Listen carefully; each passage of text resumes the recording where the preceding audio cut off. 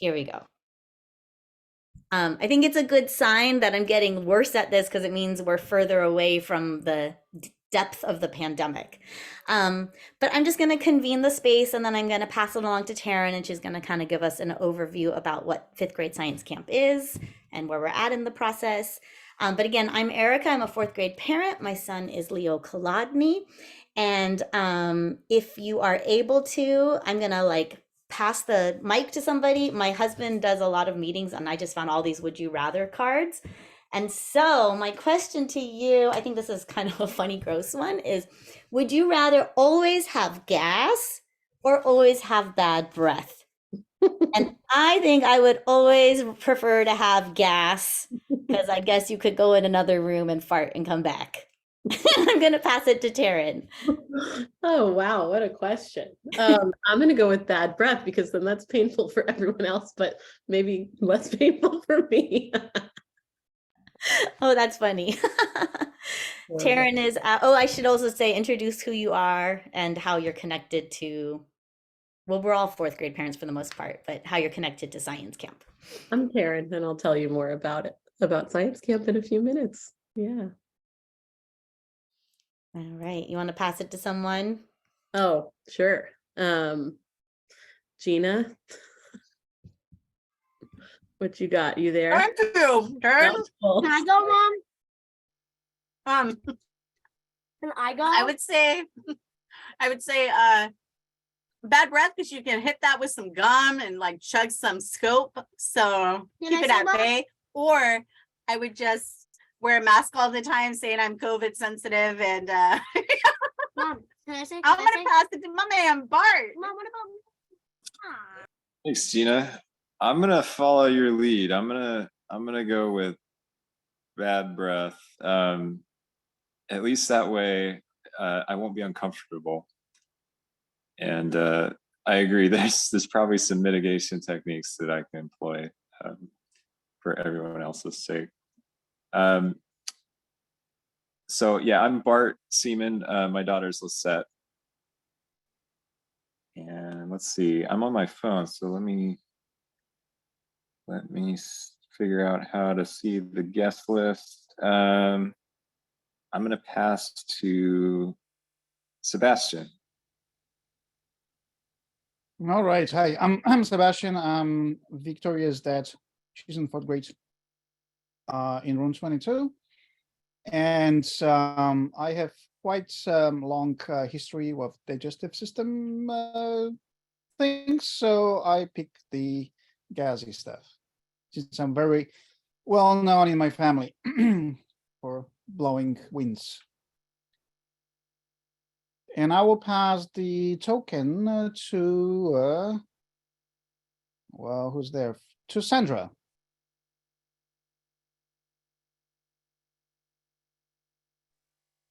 Hello, everyone. I'm Sandra. I have a fourth grader, Stella. She's here. She's in Miss McNamee's class, and also a little baby here. I would choose bad breath. That would be my choice.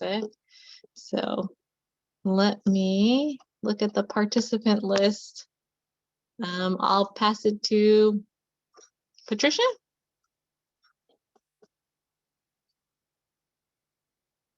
Patricia, I think Patricia just joined. We are sharing who we are, who's our wolf, and would we prefer to have chronic bad breath or chronic bad gas? I know it's gross. Wow, that's a question. My name is Patricia, and my daughter is in the fourth grade, Riley. Her teacher is Mrs. McNamee. And if I had to choose between the two, I would say chronic bad breath.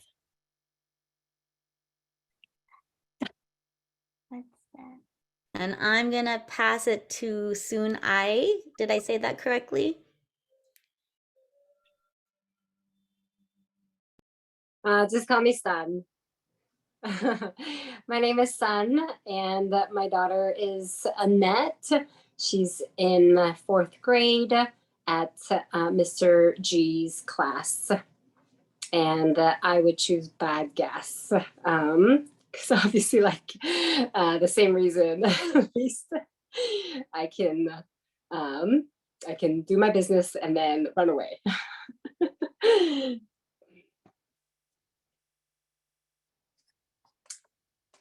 All right, I'll just keep passing it to the next person. Joe, welcome. We are sharing who we are, what wolf is connected to us, and this is a really gross would you rather? Would you rather have chronic bad breath or chronic bad gas? Oh my goodness, what did I walk into? Daddy, say gas. Okay, so my name is Joe. I'm with Paxton here. Say Um, bad farts because Uncle Rusty has bad farts. and I'm gonna pass on that. Joe's like, I'm not going to share, which is totally, you're right. Moyosior, please remind me how to say your name. I know you've told me many times. Hello. Hi, I'm Moya Siore. I'm Simone Olude Shields' mom. If he's saying hello. Hello. And I would choose gas. I'm so glad more people have joined me. I thought I was the only farter in the group. I know that Caroline is driving. I know iPhone is driving. I actually can't see iPhones. I'm just calling you iPhone. Bart has shared, and this is a phone number here, so I don't actually know who that is, so I won't call on them. I think we've all shared. Okay, so Caroline. Caroline. I can Oh, share. you can Yeah, talk. yeah. Okay, go for it. Yeah. I'm good. I'm on Bluetooth. Okay. Hi, I'm Caroline. I have two wolves at my LN, Cameron, who's in the 5th grade, and Xavier, who's in the 1st grade. And I don't even have to think about the answer to this question. I would choose gas because I would be in good company in the tootin' and burping orchestra I already have at home. I can't see who's up next, but thank you for letting me share.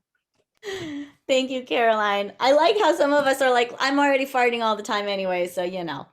Okay, that was a really gross check-in question. I think I got everyone who's able to participate. If not, just unmute yourself because I don't want to put anyone on the spot who's like driving and can't. Oh, Kate. Hi. Yeah. Hi, everyone. It's Kate. My daughter is Indigo. She's in Mr. Gerhardt's class, and I would choose gas too because you didn't say whether it was smelly or not. So like maybe it's just like not even that big of a deal to anyone around you. So that's what would be my choice. Oh, I love that our kids are probably all listening and are like, our parents are really strange. Okay, so today's meeting purpose is we're just coming together to learn about 5th grade science camp, discuss funding needs and what that would look like, gather questions. And then to me, this is one of the most important parts because we are only in February, but identifying barriers to participation that are not cost related because we have enough time to hopefully address many of them. And I'll give an example of that. For example, someone's already reached out and asked me, please do not ask for a week that coincides with Rosh Hashanah.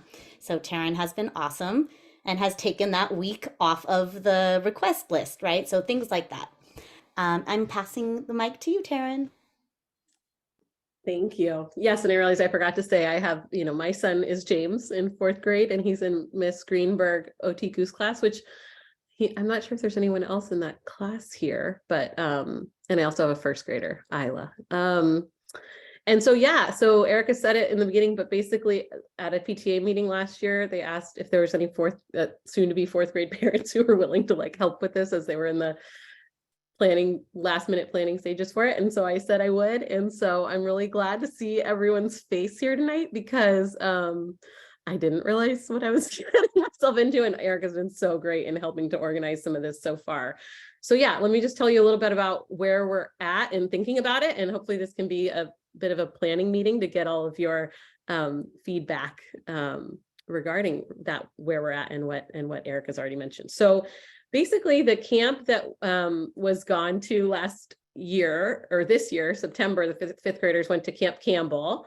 And it was a hit. It also had its issues with access, like, barriers for people who weren't able to go or didn't want to go. And that's what we want to address tonight, like Erica said, but also we got a lot of good feedback. And so the teachers is where we kind of started asking Mr. Kelly and Miss Beck what they thought, and we got some glowing reviews from them. I have their email in front of me, but I guess I'll share with you. Miss Bex was shorter, but she said, Camp Campbell's fabulous. The naturalists and cabin leaders are super dedicated to making it a great experience for all kids and frequently check in with classroom teachers. The program's exceptionally well organized and scheduled. The facilities are beautiful and beautifully situated in the redwoods.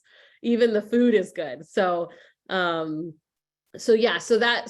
feedback kind of helped inform us to keep going with Camp Campbell and looking more into it. And like the first part of the process and kind of where we're at is like selecting dates and trying to get the ball rolling with some fundraising, which we started an Astro Night in December and raised like $760 already.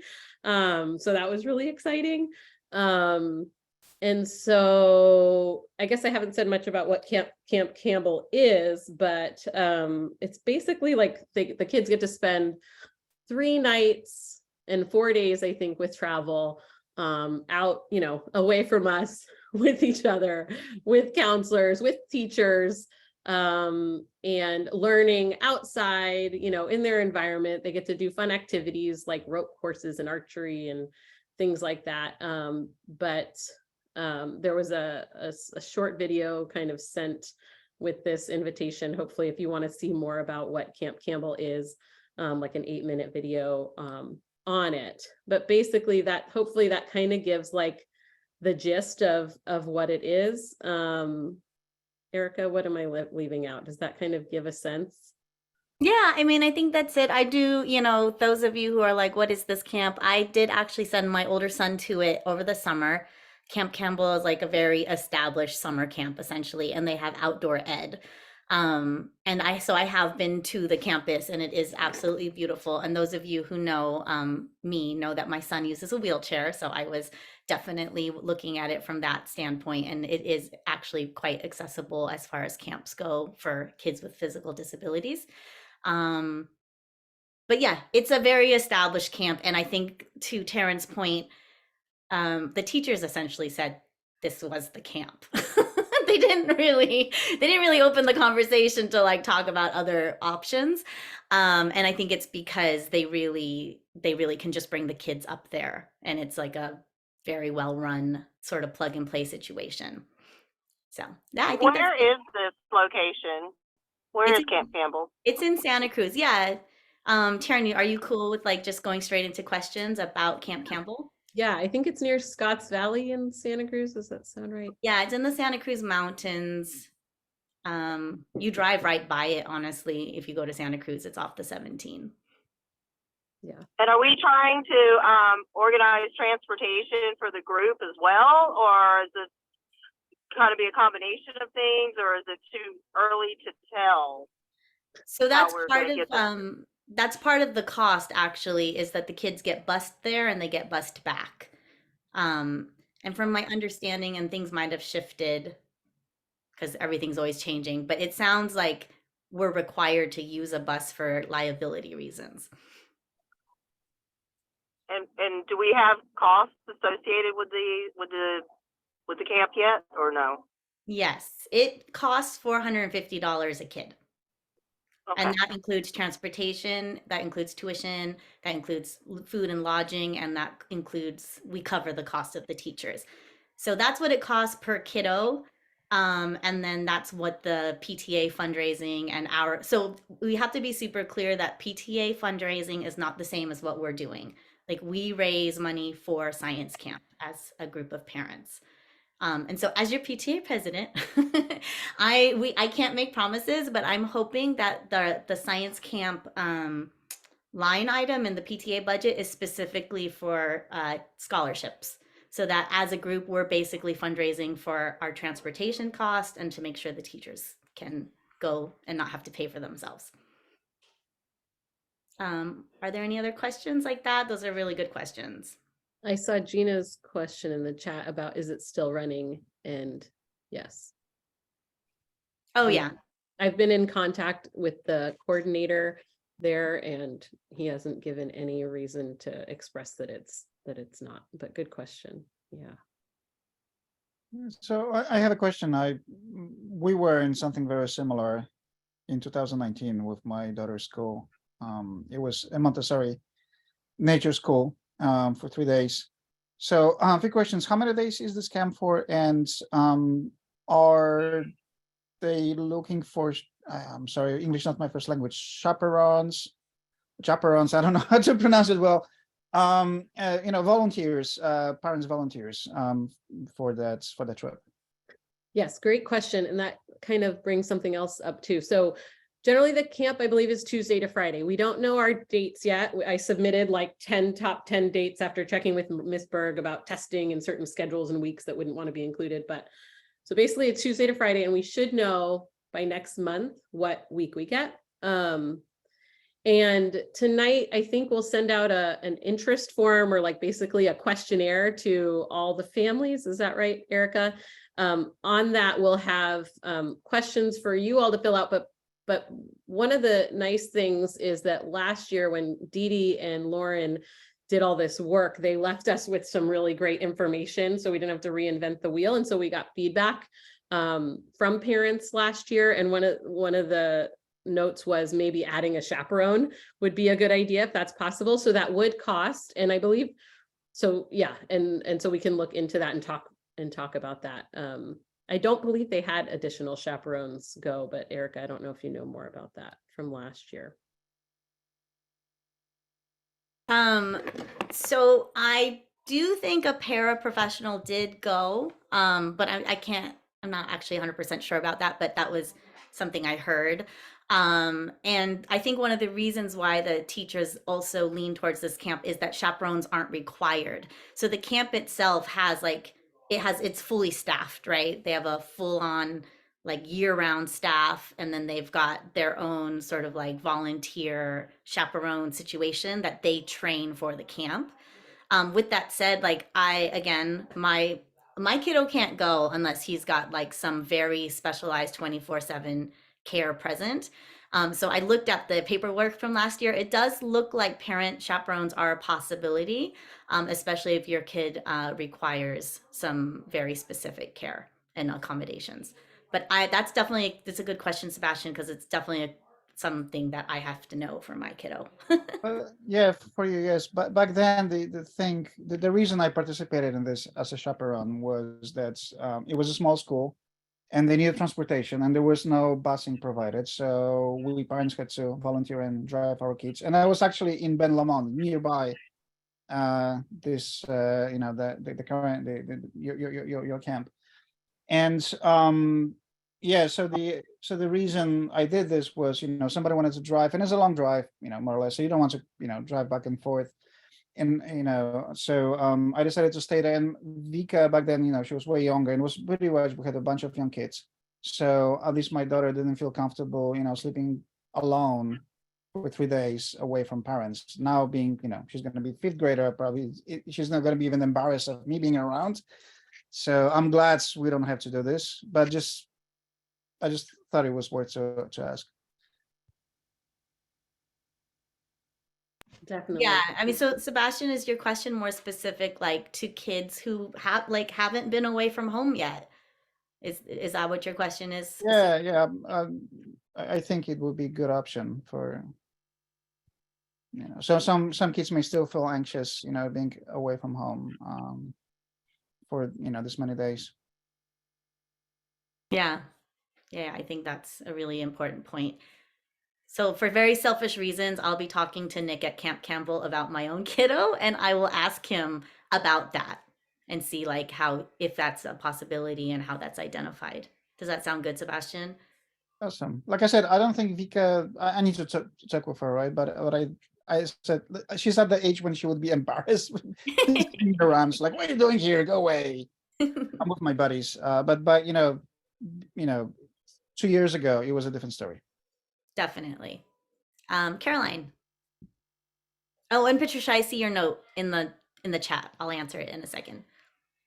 Hi, I stopped driving. That's why I popped back on camera real quick. Hi, everybody. I wanted to build on the point you were just making, Erica, and given what you were saying about keeping in mind about kids who this might be their first time away from home, can we ask the Mylan staff in talking about this camp to also keep that sensitivity in mind? because I kind of heard that a staff member made a remark that was kind of insensitive and hurtful to some kids who had some anxiety about going to this camp. So just being mindful of that, yeah, there's some kids that are going to be anxious about this, and that is okay. Like, they shouldn't be shamed for that. Thank you. Yeah, I think definitely. I've received that input from several people, so I think that's definitely something that needs to be raised. I've also, there will be kids who don't or can't go for various reasons, and so I think we want to think about what that looks like. So thank you, both Caroline and Sebastian, for bringing that up. Does anyone else? Oh, actually, I want to answer Patricia's question, or I don't know if Taryn, you want to. Can the cost be somewhat reduced with PTA fundraising, or is it set at $450 a child? Do you want me to answer that, Taryn, or do you? I mean, I think based on your knowledge about, if you can speak to it, that'd be great. Yeah, so Patricia, it looks like, looking at the data, and I'm a big data nerd, I looked through it. It really does look like most families just pay the tuition. So $450 will definitely be reduced if we are able to raise money to pay, because this cost, $450, covers the teachers' cost, and it covers the bus costs. So if we can fundraise, I think it's like 4,000, don't quote me. If we can do that sort of base cost, then the tuition's actually $385. And then Taryn has already applied for financial aid, or she's in the process of doing that. And last year, I know that financial aid was awarded, but it was pretty minimal. So I think we have to think about this in a very mutual way. If you're a person who can spend the $450, please do, because it allows families who can't to use the financial aid that we're basically fundraising for, or are asking the PTA for. If you're someone who can contribute more, please do so. And if you're somebody who can only contribute $25, then that's what it is. But it's really important that nobody's turned away for lack of funds. And that is what I'm personally working hard with the PTA and with Taryn and with Miss Berg to make sure that nobody's turned away for funds. But it costs $450 a kid. That's how much it costs. Did I answer your question at all, Patricia? Okay. Yeah. And we just want to be super transparent. That's just what it costs. And if we did a really good job of fundraising, then maybe we could bring it down to $250 a person. But I certainly don't want to make that promise. Yeah, maybe it's a good time to kind of transition to that fundraising kind of conversation. Mhm. And I think, it'd be a good goal if we could start to identify people who are interested in jumping on this train and trying to raise money to help reduce this cost. I think that'd be great. So far, kind of the thought is, and the feedback again from last year that we got, is that I think it's the AMP concert kind of at the end of the year is a good fundraiser to kind of sell dinner at, right? And get a lot of money that way. Is kind of part of the plan at this point. And then I guess it would be the open house at the beginning of the year next year, again, when there's all the families in one place, and we can offer some sort of pizza dinner option and raise some money that way. But otherwise, yeah, maybe identifying some people that feel interested in helping with that would be a good place to start tonight. Yeah. So who wants to help lead up a fundraiser? Let's go. Gina disappeared. Gina turned off her screen and ran away. I think to Taryn's point, so there are things that are built into our school community schedule, right? So we've got the AMP concert. We can reach out to Lori and ask if we can do basically what's it called, refreshments for their concert in spring. There's a Wolfpack play date coming in March. I think we could definitely do some kind of food sale there. Gina. When a bazillion years ago, I helped fundraise with the group of kids, but we used to sell Christmas trees. So I'm not saying that that's necessarily the route we go, but what month are we possibly in the 10 dates that you gave them is it about? So then we can kind of think of themed wise, maybe not Christmas trees, maybe we sell pumpkins or whatever it is. Yeah, good question. So because it was in September this year, and that was a very liked time, we just prioritized that kind of beginning of the year time again, outside of the high holidays and things like that. So there was a lot of September, October dates in the top 5. And then looking at like kind of end of the year dates, more May, which would offer that more time to fundraise and things like that too. But the teachers liked that it was at the beginning of the year. It was like a team building opportunity, or like getting to know everyone. And so September's not that far away, so it'll be good to know what dates we get for sure. Art. Do we have a deadline for fundraising of like when we would need to have that kind of finalized, that we know what the cost will be per child? That's a good question, when we would need to submit payment by. I know that once they give us the dates, we have to submit like a deposit or something, or sign some sort of contract by like April, but I'm actually not sure, so I'll find that out. If looking at the emails, it looks like you do your deposit and then you actually don't have to like pay all your tuition until like the week of camp. It might have even been the week after camp. So we have like space. But I think the honest, if we want to think about it as fundraising, the majority of the stuff comes from people just paying the tuition, right? Does that answer your question at all, Bart? It does.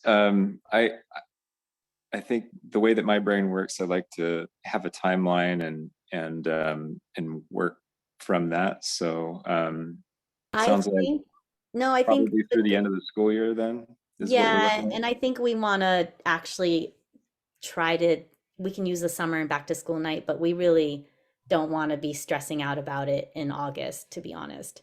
Mm-hmm. And just to answer that question, Gina, that you wrote in the chat about like last year's team and the best practices, I think the feedback we got was basically what I mentioned about those 2 big events at the school, and not putting prices on things, but encouraging people to kind of pay what they can, and really hyping up what it's for, to encourage generosity from those who can give that. That was kind of the feedback we got.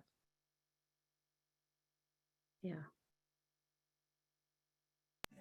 Does anyone have any outside of the box ideas for fundraising that's not connected to bake sales or events? Just sky's the limit ideas, no bad ideas. I was thinking a car wash would be fun, but I've never put on a car wash before, and I have no idea how much money that would make us. Throw out an example of just brainstorming. It's not necessarily a fundraiser idea, but I'm always about like, how do you eat an elephant, like the one bite at a time thing. It's the same thing when we were trying to do the signatures. So I was thinking of a bingo card, right? If every kid, or if a bingo is like the 16 blocks, it equals out to be like $28 per block.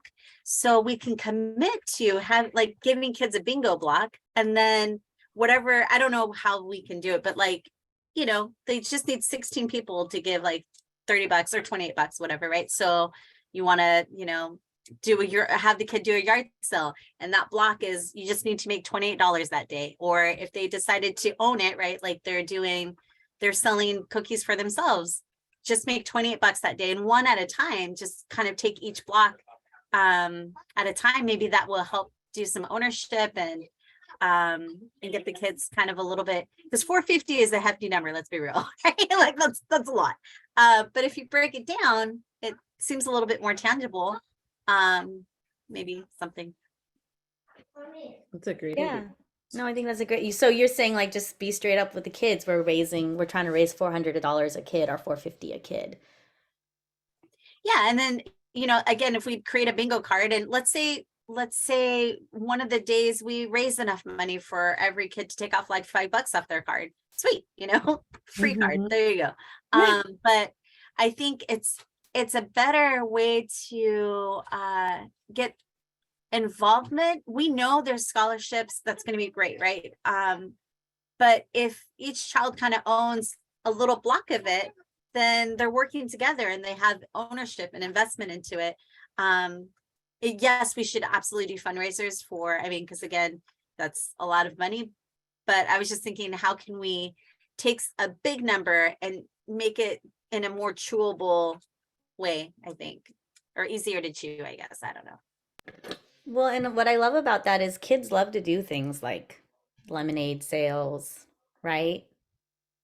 I remember my little guy would just like, or he's not little, my big guy would do that, but with something very specific. Like, I'm fundraising for this thing. Yeah, I just saw on TikTok, this kid makes buku bucks. He got his neighborhood, like just his block, and he brings in the garbage cans for his neighborhood, $2 a week.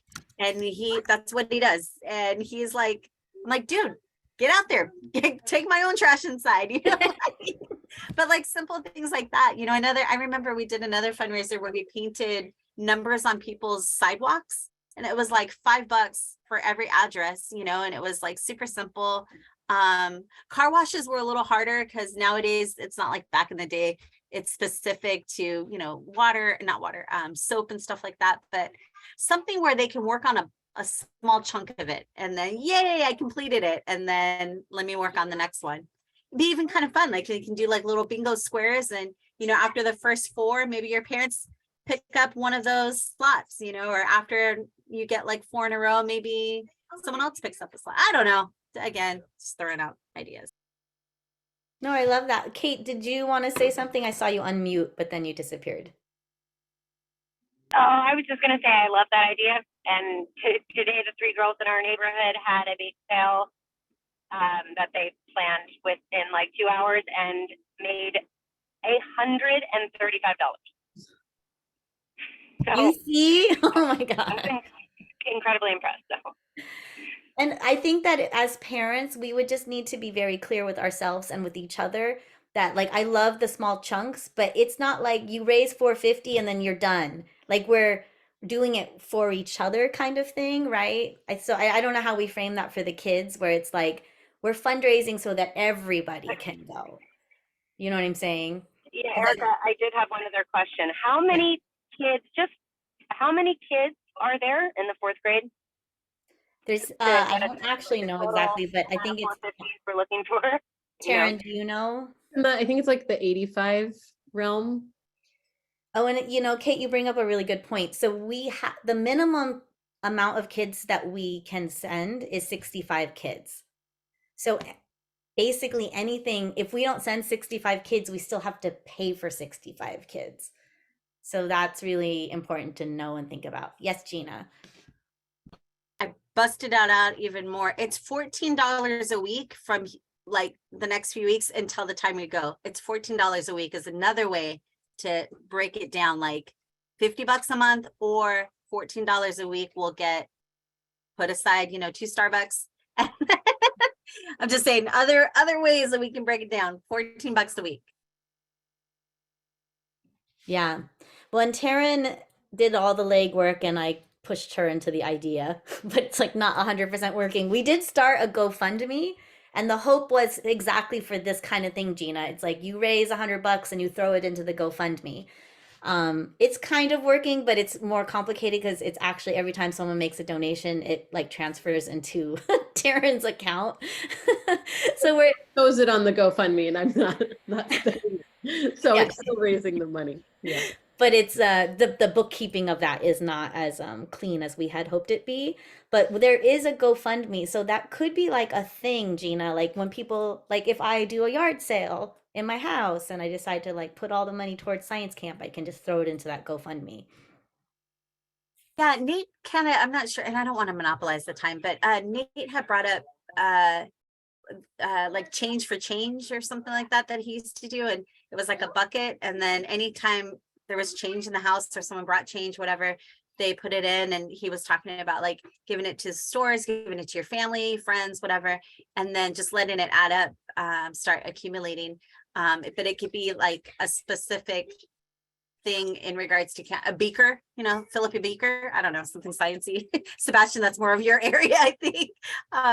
But something like fill up your beaker is hilarious. Gina, do you want to explain that a little bit more? Because Nathan's told me that idea. Yeah, it was like it was something we did a long time ago, but I mean, let's say it was a cup, right? Then you take, or a mason jar.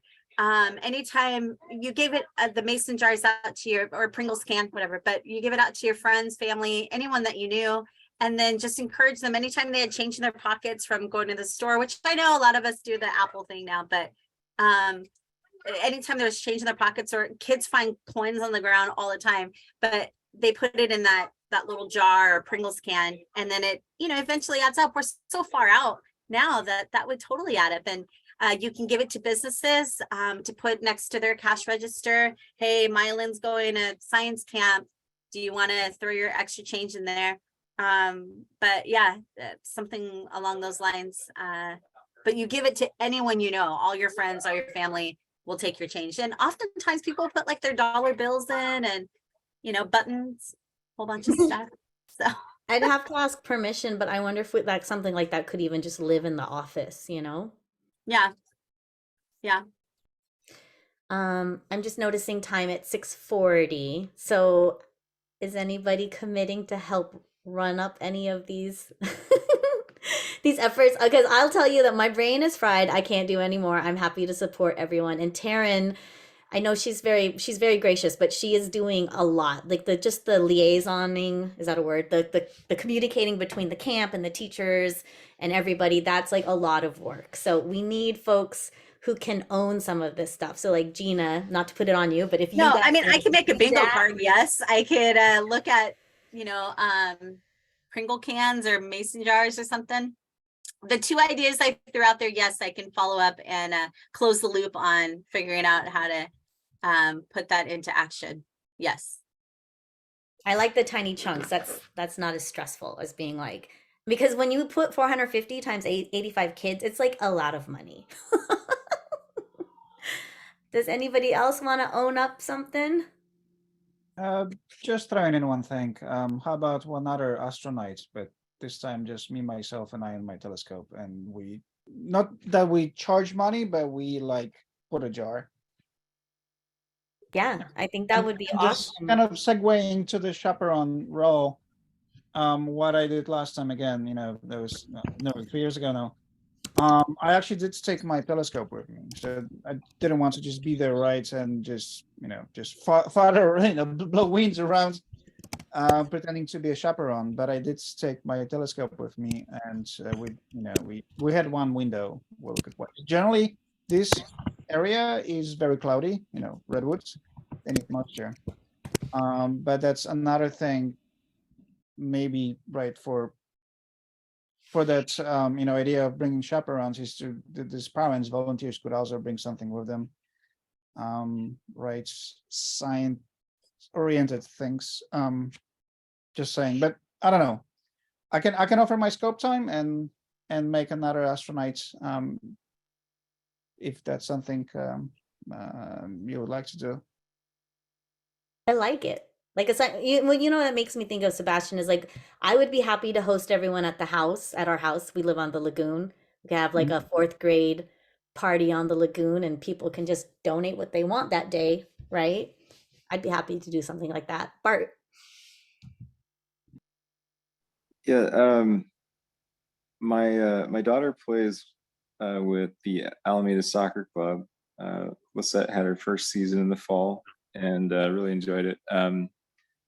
One of the emails that I get from the club occasionally, though, is fundraising for the men's and women's team for like tournaments or whatever. And it's usually like a go to this restaurant on this day, and like 15% of the proceeds, if you show them this code, is going to go to support the teams. I don't know what it takes to set something up like that, but that might be an option and something I would be happy to look into. Tomatina does that, Bart. So they for sure do that. I used to work for them, but they for sure.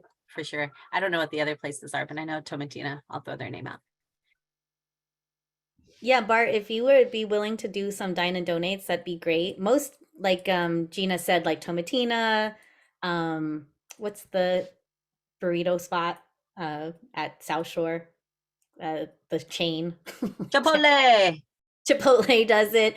There's a lot of people who do it now. The only tricky thing is we're not an organization. We're just a group of parents. And I do think we need like a nonprofit to get it donated into. And this is like the tricky bookkeeping behind the scenes stuff that I'm trying to figure out because we can't really use the PTA to fundraise. Let me explain this. So the money for Science Camp gets funneled through the PTA to the district and then to camp, right? But it doesn't actually live in PTA fundraising. I know that's like a little complicated and it's caused a lot of confusion over the years. But Bart, I think it's a great idea, and I wonder, I'll do some thinking about it. I also don't want to take stuff away from the DECA kids, but this movie night that they're doing on Friday, they're gonna easily raise $1,000, like easily. 60 kids have already signed up, and it's like $20 a kid, right? So I think, and that's what they used to do at Otis. They would just have movie nights. The fifth grade families would just do movie nights. So I don't want to like, I don't want to kick the DECA kids out. They're doing such a good job, but like we could do that. Caroline, are you unmuted? Oh, I was just going to jump on the dine and donate conversation and say, I think the name of the place, and I was just over at Alameda Landing, and the name of the Hawaiian joint is escaping my mind, but they do it. And Mod Pizza also does the dine and donate. I'm really getting out of the box here, and I'd have to talk to Laura, our treasurer, and make sure it's not too messy. But I wonder if like the fourth grade families, because one of the reasons we don't do a lot of dine and donates with the PTA is it's not a lot of work, but it's just like, it's kind of like what Taryn's doing. It's a lot of communication and then follow up. But what if fourth grade families like organize dine and donates for the PTA? And it basically was like a really strong like form of income. Do you see what I'm saying? Do you know that?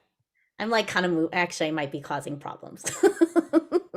What do you think, Taryn?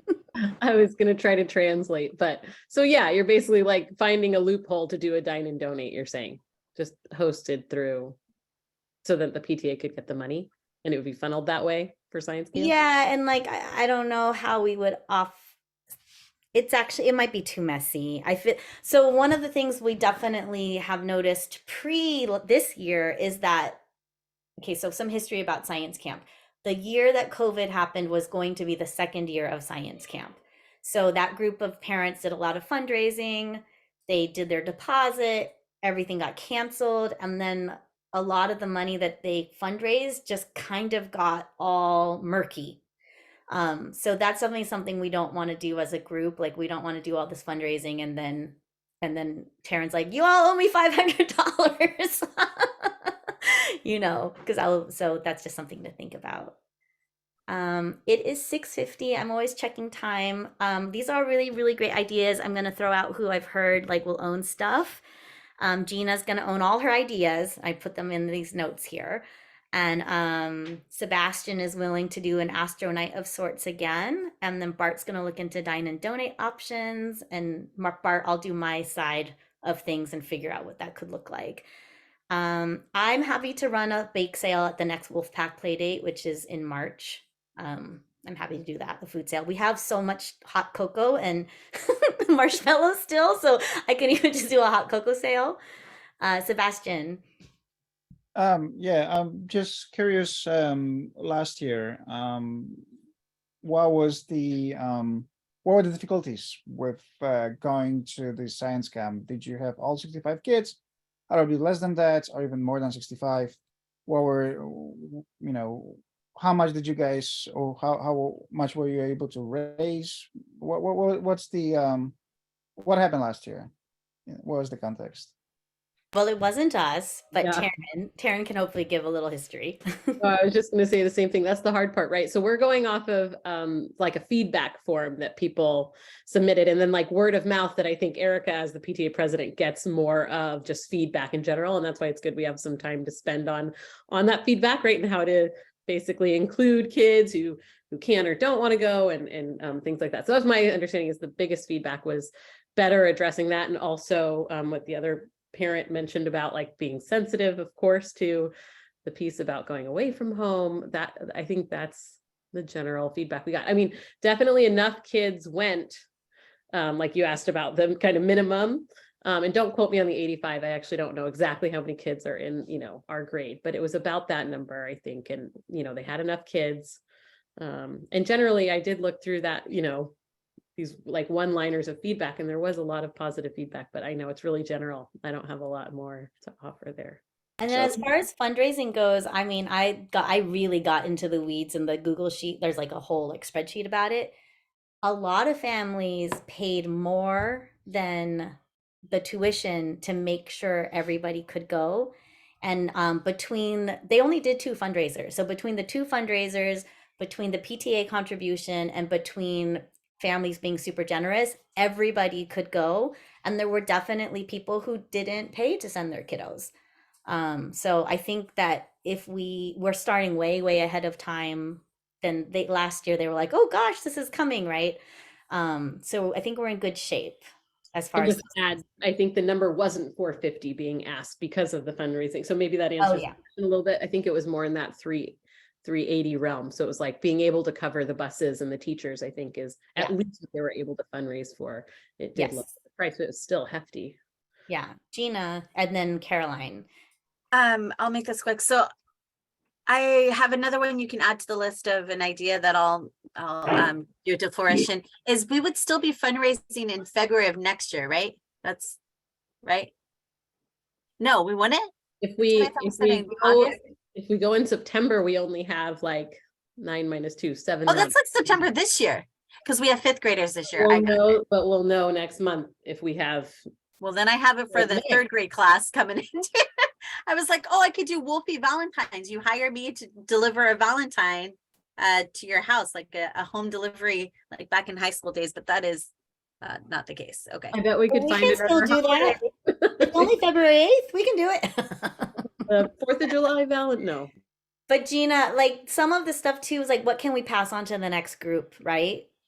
So we can pay it forward. Yeah, I got 4 kids. If I'm not doing it this time, I'm doing it the next 3. So. Exactly. Caroline. I have 2 things, one about fundraising and one not. And forgive me if this is a dumb question, but have we looked at what other school sites have done in the fundraising realm? Like I seem to vaguely recall 5th graders at Love some years back were selling chocolates for fundraising. So maybe it's worthwhile looking at what other schools are doing for ideas for fundraising. And then I just want to come to a point about inclusion, how we could make this more inclusive for students. I think the way this has been thought about in the past, that the overnight is kind of an all or nothing option. And I'd love to see that if too late for this year, fine, but in the future, making day trips a real option for kids where overnight is just not going to happen. And really making a big push to include our students who have disabilities, particularly our students in the special day classes, to do some targeted outreach to those families to see if there are any conditions by which their students could participate. So if that means they just go for one of the 3 days, how can we make that happen?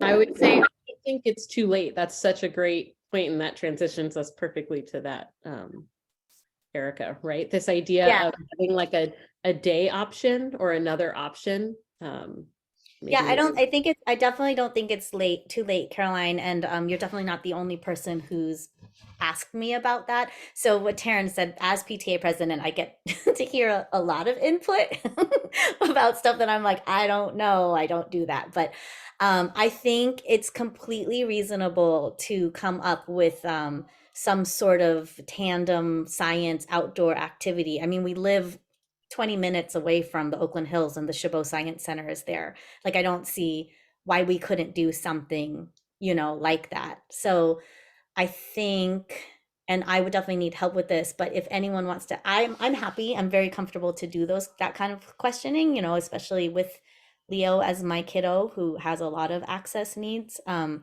happy to do that outreach and like talk to, I don't know if it's Miss Spells, but whoever's teaching that classroom next year, talk to families, figure out what could work. I do want to be very mindful that we're not creating a separate but equal situation. And honestly, my first choice would be like, how do we get the kids to Camp Campbell, even if it's like for a day? That's kind of like, but I don't know if you all agree with that idea, with that thought. Yeah, that's specifically what I was suggesting, is making it accessible, even if it's just for a day at Camp Campbell for some of our students where overnighting is just not going to be an option. Yeah, I think so. And I mean, we've got a bus going up and a bus going down. Again, no promises, but like, I don't see why kids can't go on the bus on the way up, hang out, and then bus back on that Tuesday. And then when it's time to pick up the kids, why not jump on that bus again? You know, I feel like there's things that could happen. Because it's 6:55, while we're talking about barriers to participation, so I've definitely have had families with IEPs already reach out to me with their thoughts and concerns and their accommodation needs. And like we said earlier, Taryn and I already got the request, please don't schedule this the same week as Rosh Hashanah. Are there other barriers to participation that we should be thinking about? And I know that equity and inclusion work can be uncomfortable, but quite frankly, like that's what privilege is that we don't, if you are somebody who has a lot of privilege, you don't see the barriers. So if you're a person who like really clearly is like, this is a barrier, if you're not comfortable, you can send me an email at ericahartono@gmail.com and let me know, or you can use the input form that we're sending out. You can drop it in the chat, or you can raise your hand and raise things that you think are barriers to participation. I'll wait a second.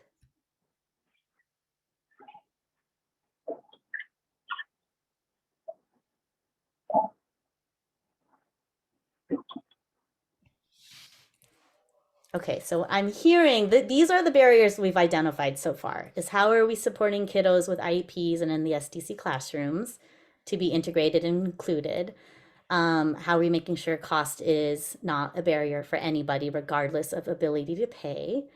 How are we being mindful of things like Rosh Hashanah? I've also received feedback that just like, please, just more communication around what science camp even is. Because I think that was some people were like, I don't know what it is. And so I'm not going to go. And then what was the other one that I thought was really, it's in the agenda. If you guys look at that, somebody actually sent me a message who couldn't come tonight, and they offered some really great ideas around just being thoughtful to kiddos, like how to be thoughtful and how to include kiddos who can't go for whatever reason. So I think that's something to think about too. Kate, are you jumping on to say something, or are you just coming off onto camera?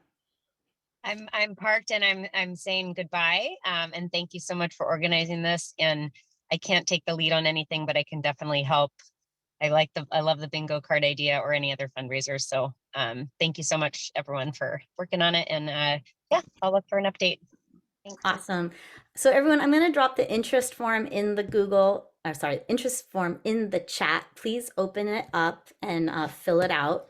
This information is going to be really important for Taryn to figure out like what's needed. And we will send it out to all families as well. It would be super helpful too if anyone on this call helps us get the word out, so it's not just Taryn sending endless emails, right? So if you all can sort of be ambassadors for the experience, and if you encounter folks who are like having questions, having feelings about it, feeling really excited, send them our way. Taryn, do you want to say anything before we close out the meeting? Yeah, I was gonna just put my email in the chat if that's helpful for sending people our way. I know Erica has a lot going on, so feel free to funnel questions or things to me. And I'm happy to consolidate information. I appreciate seeing everyone tonight. So if there's any, I was just gonna ask if there's any other kind of questions or things we didn't address yet. But otherwise, that was it. Yeah, please bring questions, comments, all of that forward. Yes, Gina. I just want clarification.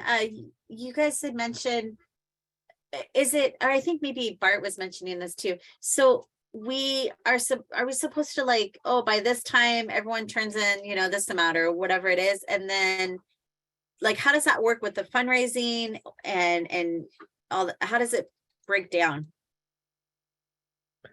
I think the short answer to that is don't know yet, but probably just I think the deadline that we're kind of identifying is when we find out when we're going, then we'll know what our deadline is. So we have to find out what our week is first. And then we can better understand too what's required from that deposit standpoint, because that would be my concern, right? If we have X amount raised and we need more for like a deposit, I'm not 100% on that. But how does the fundraising, like, how does that work? So like, parents give, let's say $50, right? And then we're fundraising at the same time. How does it drop down the cost the more we raise? Maybe that was already answered. No, it's a really good question, Gina, and that's where it gets confusing. And this isn't going to feel good, but we need to just keep putting out that it's $450 a kid. And the reason for that is that there are going to be families who cannot pay. And so our fundraising is helping to cover that. Do you know what I'm saying? And we're covering the bus and the deposit and all of that, because what is going to end up happening, we could have a very successful fundraising effort and we still will probably have to ask for a tuition of like $300. So I think we just have to be really thoughtful about that. I think Taryn, timeline wise, she'll be the one who knows. The Camp Campbell will basically map that out for Taryn. Like she's gonna have to basically collect checks from everybody, and then we're gonna have to funnel it through the PTA, through the district to Camp Campbell. And if I understand the timeline from the Google Drive and the emails, it seemed like it needed to happen a week before camp started. And to kind of answer to Gina, what you're saying, I think, so this interest form will ask kind of like, what's your ability to pay?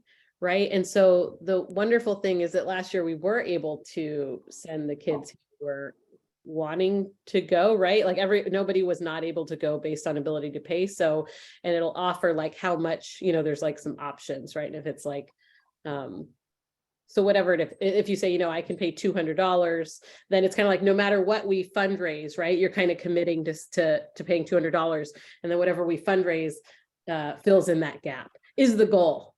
Right, Erica, is that fair? Yeah. Yes. No, thank you. Taryn just said it like way more succinctly.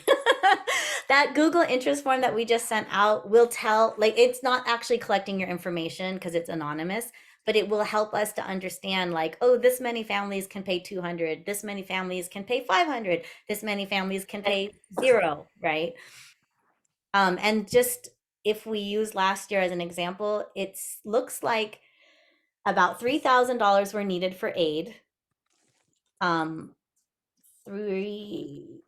35, I'm pulling this off my head, 3,000 for transportation, 500 for teachers. So that essentially was what needed to be fundraised, was like $8,000. And when we say fundraise, that also includes a PTA contribution. The PTA does contribute money to this effort. I just don't know what that is yet because we haven't done our budget process for the PTA yet. So yeah, I was going to say the next step is then to get everyone to complete these interest surveys, and then we can kind of do a lot of math and figure out what our real goals are. Yeah. Okay. Anything else?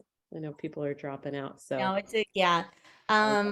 So before we go, I just want to say thank you so much for everyone for showing up. This was like a really great turnout. I really thought it was going to be Taryn and I and a person.